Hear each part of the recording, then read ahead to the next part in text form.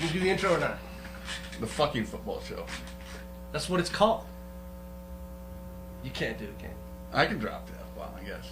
Why do you have to force me to drop the first one? You usually drop the first one.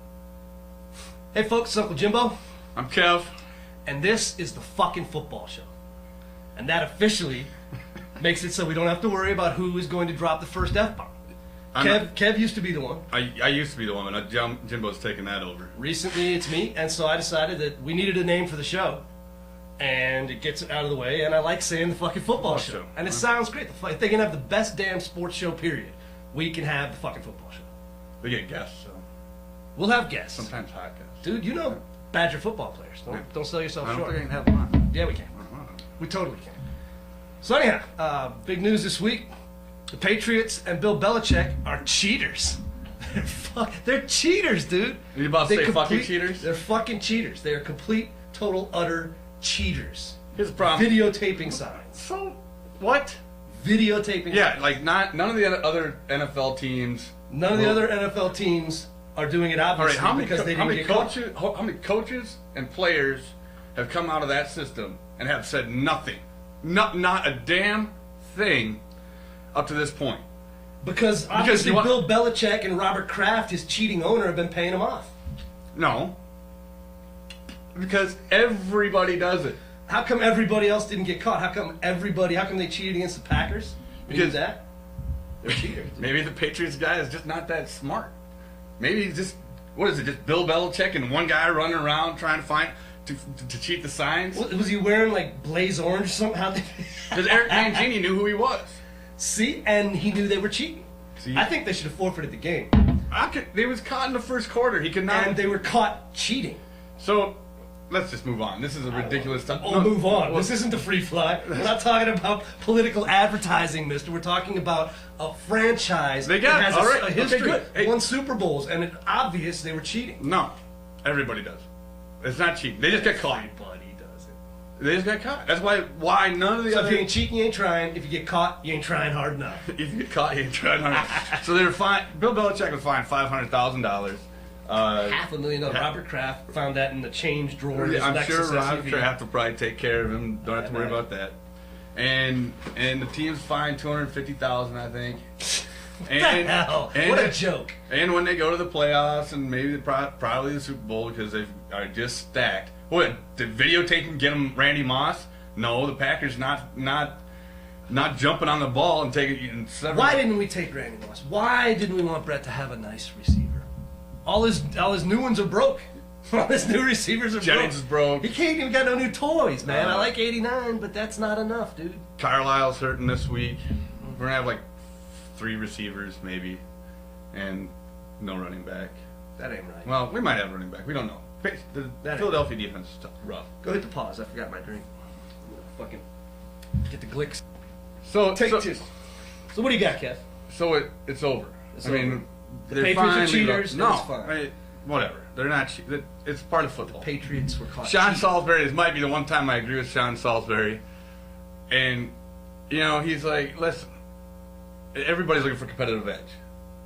Everybody's got it. It's the NFL. What? This is the first time it's ever been thought of. They got caught. All right, fine. Bottom line. Let's move on to idiots talking during football games. And I don't mean the ones sitting next to you on the couch. I mean the ones on the fucking television. I get to go my guy first. But I hate Keith Olbermann. But you hate Keith Olbermann because he left ESPN. All right, here's why I hate him even more. And yet, he was the best on SportsCenter. He and Dan Patrick were by far the best duo on SportsCenter, and they really, more than anybody else, Boomer included, made that show famous because they were so fucking smart and funny. But it turns out that Olbermann was just smart-assed, and he's dumb as a box of French fried fucking rocks. And now, bad enough that he's on MS fucking NBC with his fucking show Countdown, but the bastards have put him on my football. Sunday Night Football. They're spending $1 bazillion to promote it and trying to make people love it. And Kev, you can vouch for the fact that I didn't watch a good chunk. I didn't watch any of the pre or halftime and missed part of the game because I had turned it. I think we were watching Meerkat Manor. We're just gonna pimp every show, every genre of show. Fuck Keith Olbermann and take him off my football. I could it would have been okay, dude, if he'd have stayed with sports. But then he went and just took I Can't See His Head and that smart tone that was so good when he was killing people on SportsCenter. Now he's a fucking idiot, and it's the same head and the same tone. Now he comes back to talk sports, and I can't get it out of my head. So I fucking hate him. Who do you hate? Well, first I hate most announcers and analysts at games. I mean, I wanted the job sitting behind them with a tack hammer, because I can smoke them in the dome every time they open their friggin' cake holes. John Madden's a great comment. Kornheiser, yeah. Tony Kornheiser. You know, I love you on PTI, but seriously, man, you are an idiot at games. You have nothing interesting to talk about, and you cannot string any sentences together to form a coherent thought on the game of football. I think he's brilliant. I think he's brought an insightful, sardonic, witty, urbane sophistication to the game that was lacking. Urbane? Urbane. I fucking said it and it was right. Look it up. Like your egregious, Test me your on egregious use of... Exactly, my egregious use of the word egregious is what I should be fined for. I don't know. Kornheiser's fun. I can see Kev's point. He does... Kind of like, remember when Dennis Miller was on? I love Dennis Miller on it, but he was just never fit. I think Kornheiser fits better than Dennis Miller did because he knows more about sports. Yeah, that's kind of an advantage when you're a football commentator. Whatever. Fuck Tony Kornheiser. Huh? Fuck Tony Kornheiser. Oh, that's just fucking great. All right, well, look, we got a couple questions from fans from last week's show, the 15 to 25,000 people who watched. At least. At least. The first one was from Tolliver 5 and was a comment about my comment about how much Rex Grossman sucks. And his or hers question was, Rex Grossman couldn't possibly suck as much as I think he does. And I'd like your opinion on that. Rex Grossman, first of all, Bear fans, I don't want to get your ire up or your back up, but you guys have an awesome defense. Great defense. Gargantuan. You have a good offensive line. Your team was dumb enough to let Thomas Jones go, which makes me happy because then the Packers don't have to play against him. But Rex Grossman is a train wreck as far as the quarterback. He when he's really good, he's okay. He's money. But the unfortunate, it's not a lot of money. The good thing for Rex Grossman is just not good, and Bear fans they'll keep throwing at me. Well, we got Brian Griese. Yeah, Brian Griese. They couldn't beat out Rex Grossman in preseason. So what does that tell you? You want to throw him behind the helm? Go ahead, throw him behind the helm. But hey, I think that'd be good when they play us, Brian Griese. I don't know. It's tough. If the Bears this week play Kansas City, Kansas City's the underdog by 12. If Rex Grossman has his really bad day, Kansas City's going to win that game. That'd be shameful. And it is. It'd be 0-2. That'd be horrible. But they need to find a quarterback. You're not holding your breath? No. All right. We got another question. This was a comment of Blackfire from Grimmy, who tends to play a lot in the comments. Good dude. Says, will the Patriots go undefeated, or will they just win the championship? Those cheating fucks. Oh, I'm sorry, I added that. Well, if they do win, they will not go undefeated because the NFL is way too much parity. I mean, any team on any given day can beat another team. This is the '72 Dolphins. That will probably go down in history as the only team that goes undefeated in the NFL. I mean, you had chance for injury. You have I don't know about the free agency in the middle of the season, Jimmy. Total free agency. I meant overall. Just as stopping dynasties and making. All right, never mind. Really? You're a fucking moron. Shut the fuck up and continue with your point. So I don't believe that the Patriots go undefeated. Although I do believe they probably win the championship and that they'll forfeit a first-round draft pick for getting caught being dumbasses. Probably use a different guy. Now the Packers get that? No, I don't know what is the NFL going to do with that. Does the worst team get it? Do they get two? Are they going to throw it in the big? Maybe it'd be like how big you lottery, could have like one guy play quarterback for both teams. Maybe they'll just pick one guy and that guy will just. Maybe is that draft pick just gone? So some poor bastard and so the last guy in the college second last. Yeah, that's sad. I don't think they do that. All right, man. Let's do our Packer preview because I think it's important to know what you think about the Green Bay Packers.